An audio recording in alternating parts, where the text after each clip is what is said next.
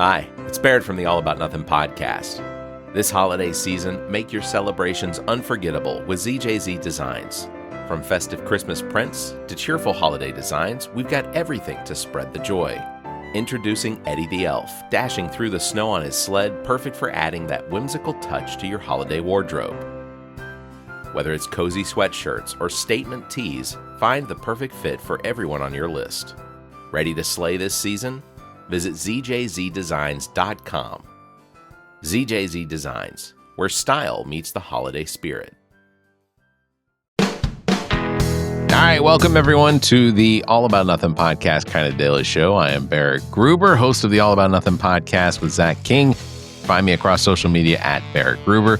With me is the host of podcast Black, White, and Blue in the South with Dr. Camille Brooks, Mr. Bill Kimler. Follow him across all social media at PoliticalBillSC. If you want to participate in the show, you can chat with us on YouTube, Twitch, or Facebook. You can find links at the top of our webpage, theallaboutnothing.com. Good evening. We're on Twitch? What? We are on Twitch. I didn't know that. Yeah, we're on Twitch. That's one platform I have never just decided to try. I have nothing to do with Twitch. It is, it's one of the least compelling of them, but there's somebody out there that watches. Wasn't it at least Twitch, one like, person for gamers? on Twitch. Yeah, but I see podcasters go out there and they put on shows, so I'll use it. So Thanksgiving, a couple of days away, right? Yeah. Are you guys planning a festive get together? No, or is this gonna be low we had our key? get together on Saturday. My wife's mom is not doing so good. She's kind of in one of those last, end stages of life, and so we held a big Thanksgiving final meal with the extended family down here. And I didn't even know if she was even aware she was there, but we all gathered together, had a nice time. But I think otherwise the regular Thanksgiving day is subdued. Normally we go up to New Jersey, spend it with my mom and family, etc., but not with the health being the way it is. We're not making the trip. We're staying nearby. Okay. Well, that's nice, though, too, because, Not to put a bummer on your own plans. What are you doing Thanksgiving? My wife's family comes into town, and we usually you prepared? Celebrate over it. Mentally? Yes, for sure. It's always a good event. The food is fantastic. My wife's brother-in-law, he does a couple turkeys, sometimes at least two. Wow! But I mean, it's a huge spread, and everybody has a really good time. The food's fantastic. Between my sister-in-law and my wife's brother-in-law, they put on a fantastic spread. Is it at your house, or do you go elsewhere? No. It's over at their house. Okay. They live close by, so it's always very good. So are we recording Wednesday night then? Are we doing Thanksgiving Eve? Yeah, sure. All right. Yeah, sure. Yeah, we can. That'll be our. Do we need to dress issue. like pilgrims and Indians just to be in the festive mood? If I was going to dress up as some of the village people, I think that I'd probably go with the construction worker. If I'm being honest, I'm the leather guy. Real quick, I do have one announcement, and this one will run. Then while you announce, this one will run through the first week or so of December. I want to let everybody know about a great community event coming up in Irmo, South Carolina. Neighbors Helping Neighbors, along with Mary's Mobile Market, is hosting the Joy of Giving Drive on Saturday, December the 7th from 12 to 4 p.m. at Moore Park on Eastview Drive. This event is about supporting local seniors, children, and teens with the holiday season. They'll have 2 collection tents set up to receive new gifts, comfort items, warm clothing, toys, books, hygiene products, household essentials, and gift cards, anything that can help brighten the holidays for families in need. All donations will go directly to the community. Organizations like Sharing God's Love, Gifts for Grants, Seven Oaks Senior Services, Palmetto Place, Epworth Lutheran Services, and others serving vulnerable neighbors. Julie Zimmerman and the team at Neighbors Helping Neighbors are inviting everyone, residents, businesses, churches, and community groups to come out and donate, volunteers, or just help spread the word. Again, this is the Joy of Giving Drive, Saturday, December 7th from 12 to 4 p.m. at Moore Park in Irmo, South Carolina. If you'd like more information, you can check the show notes. You can get involved. Also, you can contact Julie Zimmerman at juliezimmermansc@gmail.com. Like I said, you can find notes in our show notes. Who's Julie Zimmerman? Why do you bring her name up? So Julie Zimmerman is a woman that I met at the protest last week. In fact, we had connected on Facebook previous to that, but I don't think that we had a actual in-person meeting that I remember. I suck at faces and names and whatnot. But she is running for one of the only Richland County seats, House seats, that is currently held by a Republican. And it is held by a Republican because it is quite literally, he is the only person that has been on the ballot for the last 5 cycles. Who is that? Do you know? So he represents Amis district. Yeah, I just want to know the name. Yeah. I don't know the districts, but I know the names. Okay. So, Julie Zimmerman is going to be a guest on our show shortly. Really? Yeah, we met her at Jermaine Johnson's gubernatorial announcement. Oh, okay. And she's a fan of our show, and I was a fan of her social media presence. She is a very active TikToker and Facebooker, and she's very much online. I told her I appreciated the effort she put in to getting her face known through the digital media. And so she invited herself onto our show. And we said, fine. So in the new year, she may be one of the first guests that we have. We just need to schedule some time with her.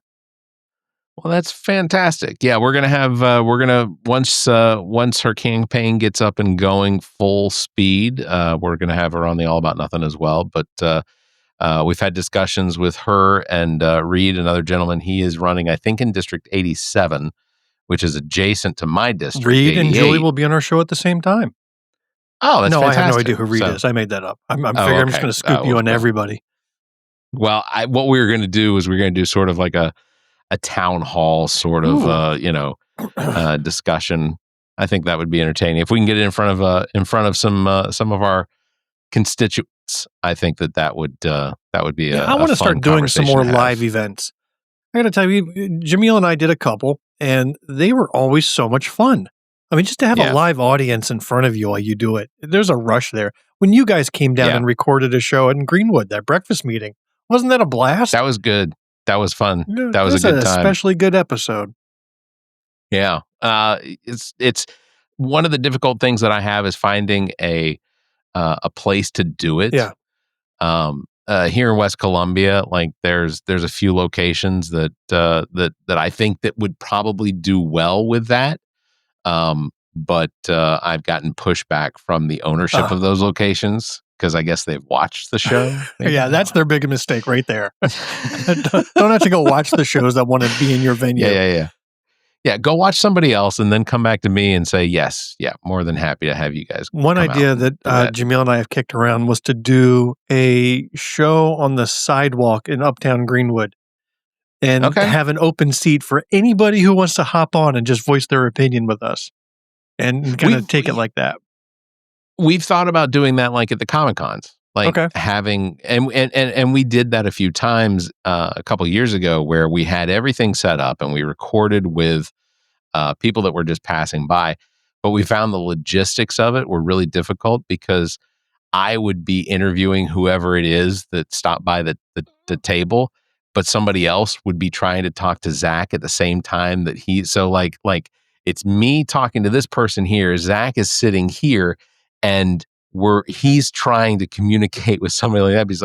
He's got his hand over the microphone, he's trying to talk to him. It's like, oh, this doesn't the logistics. Well, what a far way we have come from that first time I was a guest on your show as a first-time candidate way back in the day.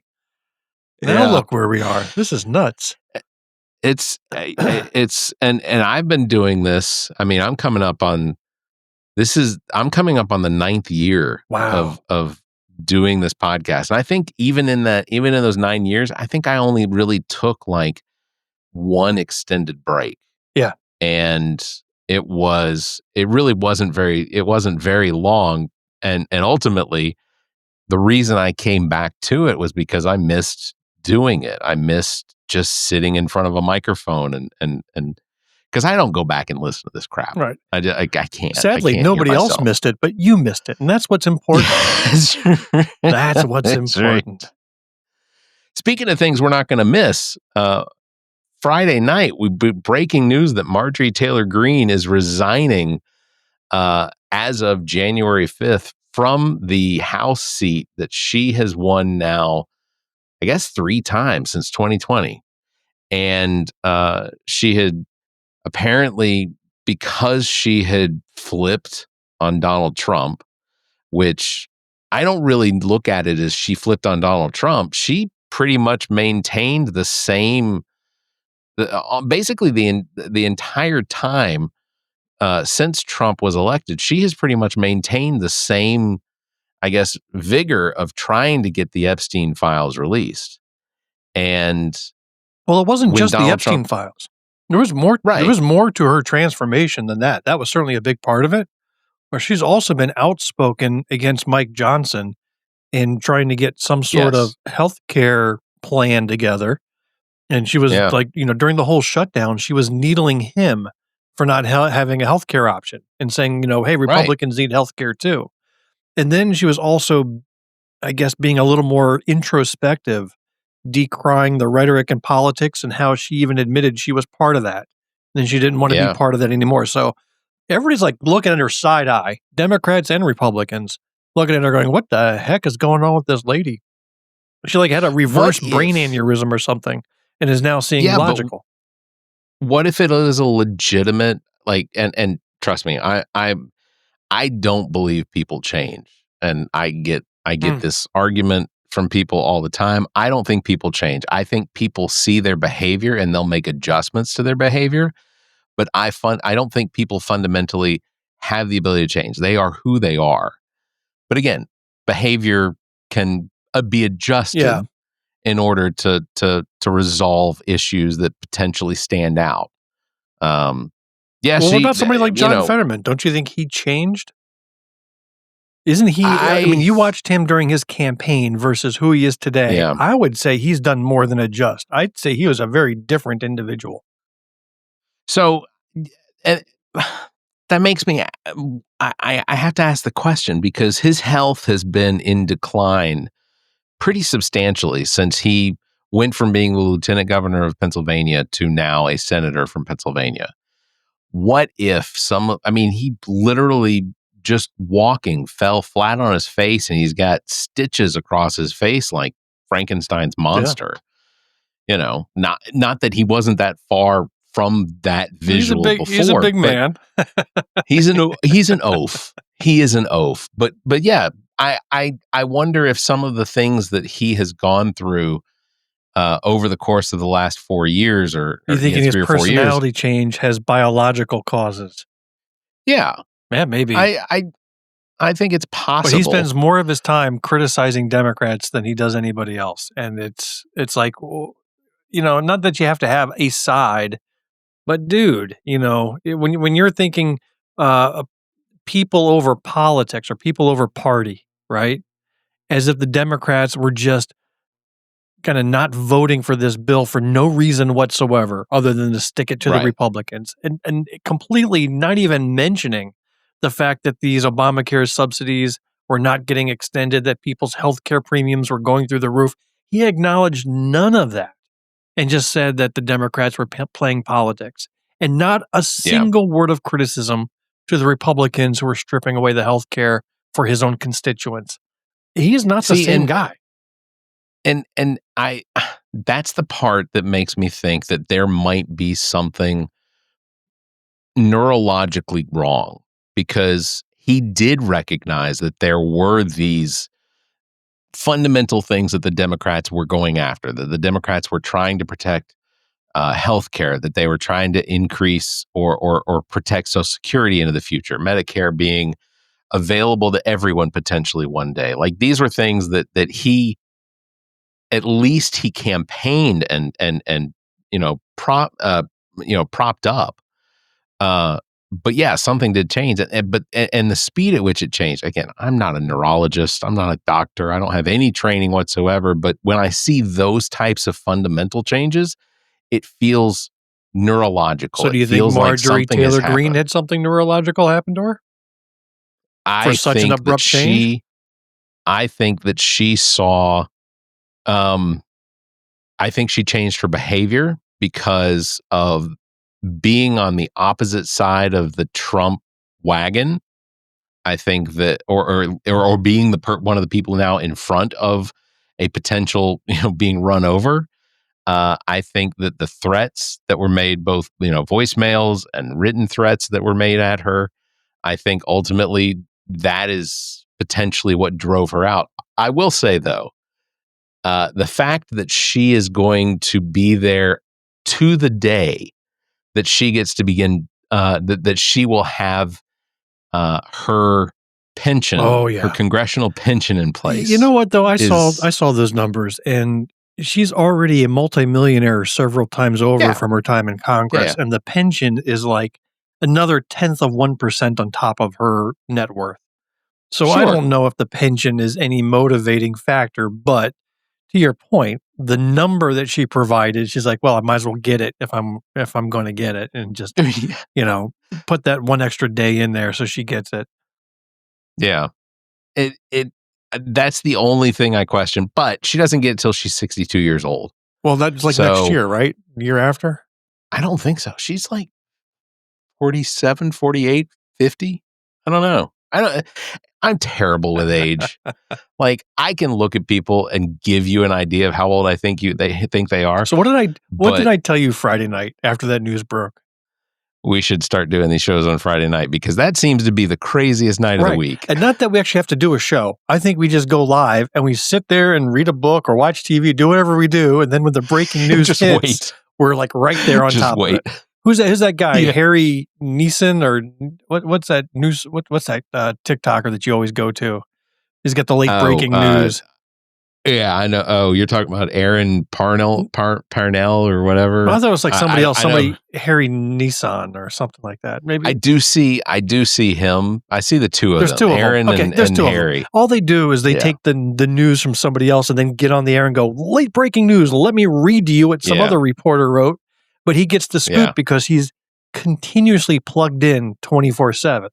That's what you and I need to do. We just need to be there, have CNN on, and then when something happens, you and I jump in with our own late breaking news, and we become famous. Yeah. That'll work. We have to create. Yeah, but I will say, to their credit, both of them, they are so quick with getting their content up that it's almost. I hear about it from them before I see it. Like, do you think they're actually pushing it out there before it actually happens? You think they can see 10 minutes into the future, and then they're cutting their video, and then boom, it's happening as they're saying it? I think it's more likely that I just happen to be sitting here waiting for a job to finish, and I'll pull up Instagram and I go, oh, Aaron's got something important to say. Let's watch what that is. What kind of superpower would that be? If you had the ability to see just 10 minutes into the future, what could you do Foresight? with that? Yeah, I mean, couldn't see beyond what was it? You can only see 10 minutes into the future. Oh, just only 10 minutes into the future. As far as you can see at any given point. You can see 10 minutes into the future. What would you do? Like, you couldn't buy a lottery ticket, right? You could.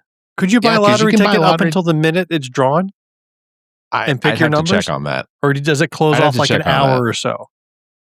I don't think it's an hour. I think it's pretty close up until the time, but that may not be correct. 10 minutes into the future. Yeah, that's a tough. Horse races, dog races. I think that would cover you for those. They don't take 10 minutes to run, do they? But then again, it's a matter of when can you place your bet. So can you get your bet in 10 minutes before the end of a race? I don't know that you can. Yeah, that's a tough one. So 10 minutes. Could that be useful in any scenario whatsoever? I mean, I guess if you were to be murdered, right, you could probably dodge the murderer. Because, you can see 10 minutes like, oh shit, there's a guy coming at me in 10 minutes with a knife. Like, you can avoid that. Yeah. But how disappointing would that be that, every time you see 10 minutes in the future, it's somebody trying to kill you? I'd really have to question what is it that I'm doing wrong to constantly be the target of some murderer? It's pretty much maybe a one-time use of that power. Maybe constant. I don't know. I feel like having a superpower would be wasted on 10 minutes. I don't know. That was one of those questions that we'd always ask guests on the show, was like, if you could have one superpower, what would it be? And the Magneto, the ability to control and manipulate the electromagnetic sphere or whatever, and control, metal and whatnot. That was one that came up more frequently. I thought a lot of people weren't really inclined to think that flying was something they'd want to do. I'm more interested in, what are the useless superpowers that you could have?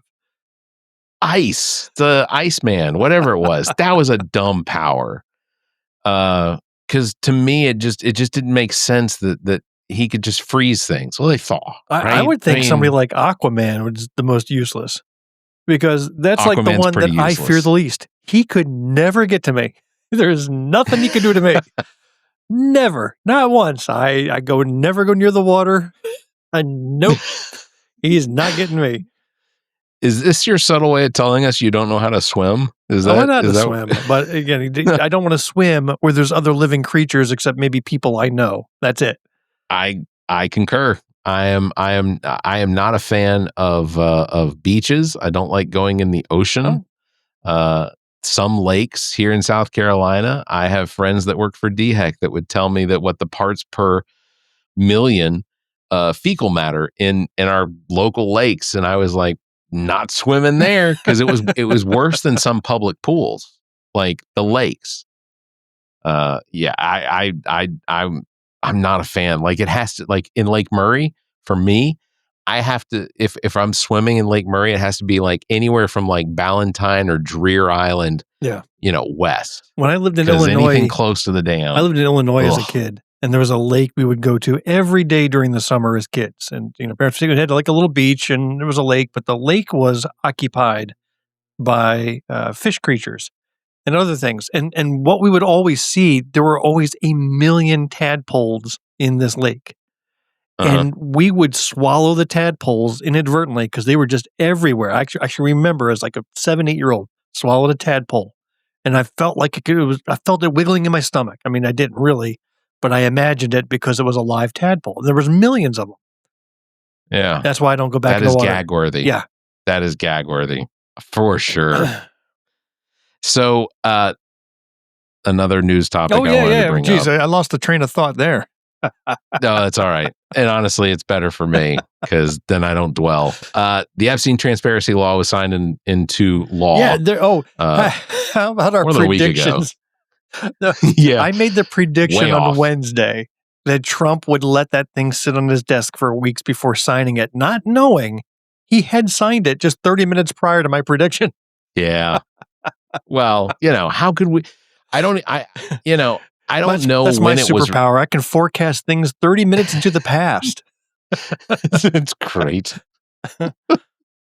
It was, it came out shortly after or shortly before the episode, and of course, before the episode goes up, or we go live or start recording. I'm usually watching Seth Meyers because he early releases a closer look, and I will watch potentially for content.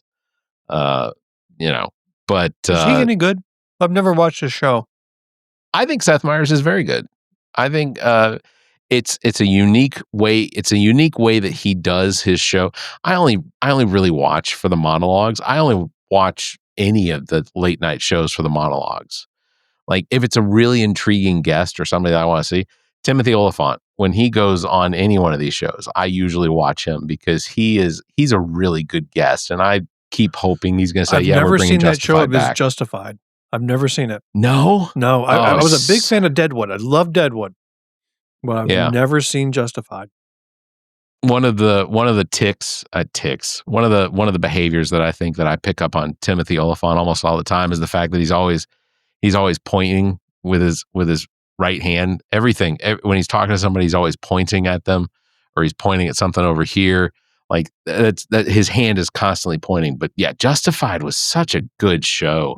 That was a show that was written. It was based on a short story called Fire in the Hole, which was the very first episode of Justified. But then they built an entire season off of it. And then it got picked up for another season. Then it got picked up for 2 more seasons. But Elmore Leonard is a crime novelist that his books in and around Raylan Givens and things like that, those were what Justified was created from. And if you haven't seen it, I highly suggest I hear nothing it. but good things, so I'm gonna have to buckle down and get it at some point and watch it.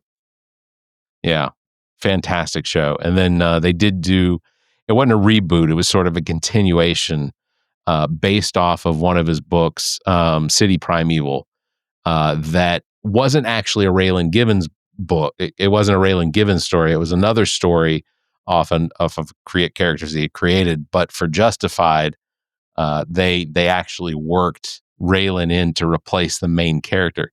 And on FX, the show that they produced was fantastic. I thought it was great. So, well, I don't know why you got us off track. We were talking about the Epstein files, and then here you are now talking about a show. What is up with this?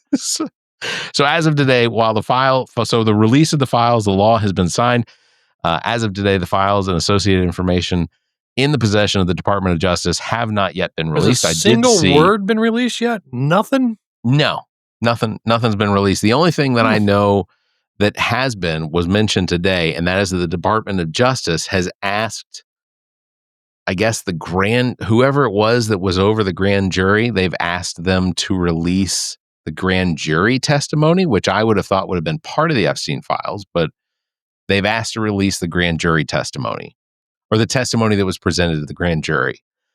I have to believe that that's got some pretty damning information, because grand juries hear witness testimony and things like that. You know, the conversations that Epstein had recorded. We've seen bits and pieces of recordings from his depositions, but we haven't seen stuff from witnesses. I suspect that, and I don't understand, the Department of Justice up until recently has seemed to want to be the protectorate of this information so Donald Trump doesn't get implicated. But now, listen, they've renamed all the departments. Like the Department of Defense is now the Department of War. We can't call the Department of Justice that anymore. Do you think there's any damn justice happening in that department? What would you rename it to? The Department of Trump's lapdogs. I mean, it's all it is. It's not bad. I was going to say the Department of Injustice. Yeah. or Department of Stupidity. That's the FBI. Yeah. I don't know. Well, there does seem to also be some renewed interest into the motivations that led to the death of Jeffrey Epstein, as far as whether it was a suicide or whether it was potentially an assassination. Could you imagine Kash Patel and Pam Bondi being forced to carry water for the president, having access to all of this information? I mean, could you imagine having to be those two? I don't know what Kash Patel did besides podcasting before this, but Pam Bondi was a lawyer in Florida. She wasn't a great lawyer as far as I know. But like, she was a professional as far as the Department of Education is concerned. Well, no, she was a lawyer. Is still Pam Bondi was a district attorney, right, of Florida. But wasn't she a lawyer before that? Oh yeah. You were a lawyer first, and you become district attorney. But she was the one that dropped cases that were pending against Trump. I think it was like Trump University or something. And Trump University, correct. And then she decided to drop it, and that's how she became the United States Attorney General. Yeah, I think the unironic connection between Trump and Pam Bondi for that Trump University situation was the fact that as soon as the case was dropped, didn't she get like a $25,000 donation to her campaign? Yes, exactly. Yeah. Yeah. So to me, I place the blame on these Republican senators that went ahead and confirmed these assholes to their positions, knowing all of this. Like, here you had a lady who dropped a case against Trump, now being appointed by Trump, who received a donation from Trump. And the Republican senators went, okay, she's qualified. You've got our consent. It's the dumbest timeline. I keep saying it. It's just a lot of carrying water for this president. Like, ultimately, are we really carrying water, or are they just carrying his colostomy bags? I think that's what they're really carrying for this dude. I don't know what's in the buckets. That's for sure. But somebody's emptying the colostomy We saw him bag try to drink a cup of water once 5 years ago, and it didn't go well for him. You mean one of these maneuvers? Yeah. Like he's used to a sippy cup. It makes me think that in his life, the number of times that he's actually held a cup to his face in order to, take down any water, I think that the likelihood is he's probably had some servants or something that have taken care of that for him. It's speaking of things being dropped, criminal cases and things like that, James Comey and Letitia James, they officially dropped their cases because the selection and installation of Lindsay Halligan as interim U.S. Attorney for the Eastern District of Virginia was invalid, deemed by a judge. The indictment has been dismissed without prejudice, which means they could potentially bring it up. But in the case of James Comey, the statute of limitations has officially run out. So there's no case against James Comey that could be brought back up based on this. I don't get it. Like, they already had to dismiss cases involving the district attorney that they picked. They tried to put in place illegally, which can't remember what that woman's name was. Well, I don't know all the ins and outs. All I can say is that they are really bad at this. They're bad at it. The committing crime, they do pretty well.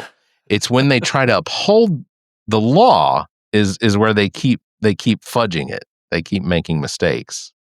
I don't know. It's just if there isn't some, like, not Roger Stone, fucking A. Stone, who's the guy that did the Goodfellas and Martin Scorsese? Martin Scorsese. Okay. There has to be a Martin Scorsese. I don't know how you got him mixed up with Roger Stone. That baffles me. They kind of. I mean, Martin Short, maybe alike, you can same make that height, maybe get mistaken, or Martin Scissors, you could have said, but Roger Stone, getting him mixed up with Martin Scorsese.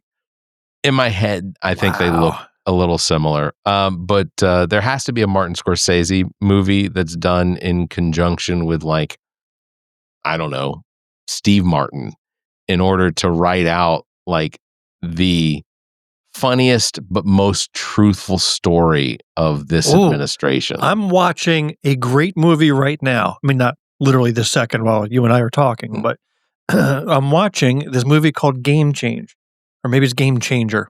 Maybe it's just Game Change. But it's a story about John McCain and Sarah Palin. And it stars Ed Harris as John McCain and Julianne Moore as Sarah Palin. And I swear to you, one of my favorites. I swear to you, it's not Julianne Moore. They actually had Sarah Palin in this movie acting as herself. She was so good. It actually took me, I actually look it up and go, who is playing her? And I had to realize by reading it on IMDb that it was Julianne Moore. I could not tell. She had it so perfectly down. That movie is fascinating. Talking about picking somebody, because we all know they didn't vet their vice presidential candidate all that much, right? Correct. Well, correct. Man, when you talk about her going batshit insane during the campaign, like not being what you thought you got, and just how insane she got. Sometimes she would go comatose and just not respond to anybody. She would just sit there and just stare catatonically, and just until everybody went away. I mean, nuts. I loved it. I loved watching every minute of this movie. Did they go into it all, the scene where she almost went off on Katie Couric for the fact that Katie Couric asked her about, she absolutely did. She went off on everybody. What do you read? Yeah, she went off on everybody, saying how they were all against her. Woody Harrelson is the chief of McCain's staff. He's in it. A lot of famous people. I'm gonna have to pull that one up. Great movie. I am loving the shit out of this film. The last movie, because that's a theatrical movie, or at least as far as it's a single camera, multi-camera, whatever. I started watching a documentary on who it was that killed the Montreal Expos and why the Montreal Expos moved from Montreal. And talking with, people in the community and people like genuinely, I thought that the Expos got killed off because they had low attendance. They weren't doing well. That last season that they were in Montreal, they were, if it weren't for the, if it weren't for the fact that there was a strike, I think that they probably potentially would have made the playoffs in their last year in Montreal. But even then, nobody cared. Nobody was going to their games. Nobody seemed to care. Yeah. I loved Montreal Expos. Like, those were my teams. It was the Braves, it was Boston, it was the Montreal Expos, and then the Cubs. But like, those were the teams that My favorite baseball teams? Phillies. No, I just rattled them off. I don't care about baseball. Oh, that was all of them. I don't like baseball. Maybe the Phillies, if it's Game 7 of the World Series, they'll tune in and watch. That's fair. I get it. Baseball's not for everybody. I say the same thing every single time somebody asks me, what is it about baseball that you love? And it's, for me, it's watching how the pitchers react to every single player, the scouting report. I can usually, based on if they throw 2 fastballs, if they throw 2 fastballs up, probably a changeup down is coming. Have you ever gotten involved in sabermetrics? No. Oh, you're not familiar with sabermetrics? SABRE No. metrics. Look that up. I'll look it up. You would dig it. It is a scientific approach to studying the statistics and data and analytics of baseball. And it's a whole science called sabermetrics. You can download some free tools. You can play with the modeling yourself, and it's really neat. I think you would really dig it. It kind of goes back to that. What was that story about the Oakland A's and how they hit the World Series Moneyball, right? And I think sabermetrics was the origin of the Moneyball story. And back in the day when I was pretending I was a data scientist, I did a whole research session on sabermetrics. And I actually found that part to be quite interesting because if there's one sport that's full of data, it's baseball. Oh, tons of it. 100 different ways to Sunday that they figure out ways to measure stuff. Yeah. Well, the last thing I'll tell you is I am sorry about your Eagles loss. That was Dallas bad yesterday. Yeah, but that was rough. I wish they had just called the game at halftime and said, we're good, and game over. Yeah, you'd been up 21-0, right? Yeah, that was a meltdown. I know it. I felt it. I felt as soon as Dallas got their first touchdown and the Eagles just were not moving the ball anywhere, I was like, this is just a matter of time. I was dumbfounded by some of the statistics that came out about that game. The fact that Dak Prescott has some for all of his games versus the NFC East, Dallas, that at home versus the NFC East, Dak Prescott is 22-2 against NFC East opponents at home, which is just crazy to me because I didn't think the Cowboys had won 22 games in Dak Prescott's, career.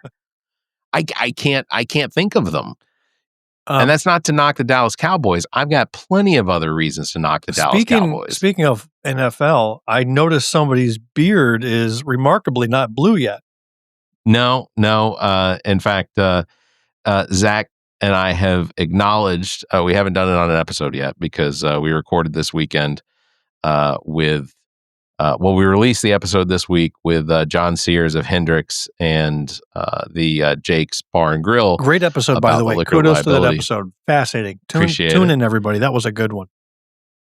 This weekend, we recorded with Juan Velasquez of the Travel People's podcast. He is a don't tune into that one. Agent. That's a terrible episode. You can skip that one. It was fantastic. I haven't heard it yet. Juan, in fact, towards the end of the episode, Juan talks about his own detainment by ICE recently. So that was shocking. He had not told me that had happened. So, but really good episode. And, but yeah, Zach and I have not discussed the wins, hows, wheres of when this beard blue thing is going to happen, but it is going to happen. I think that my beard has reached the necessary length in order for it to stick. And then we're not going to be able to do a show when you do that because I'm just going to be giggling my ass off for 45 minutes. Yeah, good luck to you. You just have to tune me out and just do your own shows if I'm not here, because I'm just going to be peeing my pants laughing. I don't know if you can tell, I moved the microphone from over here to under here so that... Hi, my name is Barrett. Yeah, exactly. We're going to do my show like this from now on. It would be appropriate. No, like I said, I have looked at ChatGPT and asked, how long does dye like this last? And the beard apparently is one that it will wash out within a couple weeks, apparently, because I wash my beard. When I wash my hair, I wash my beard. So the likelihood is it's probably going to wash out, but it's probably going to be a good 2 strong weeks of having. What I want you to do is to get it dyed, and then I want you to shave it all off the next day so that you just have blue skin. You have the blue outline of a beard on your face where the beard used to be. Did I not show you what AI thinks that my face will look like? Yeah. I did. Okay. All right. Well, I'm not going to reshare that. It looked like MS Paint did that, but it looked like I had done something inappropriate with Smurfette, is what it looked like. Oh, Lord. All right. On that bombshell, we're going to wrap it up. Big thanks for everybody watching. Thanks for listening. Don't forget, you can follow me at Barrett Gruber and Bill at Political Bill SC. Thanks for hitting the like and hitting the liking and hitting that bell. If you can, give us a 5-star review and leave a comment. Until next time, you all stay safe, be kind, and keep your hands to yourself. The preceding podcast is a product of Big Media, LLC, and is copyright 2025, all rights reserved.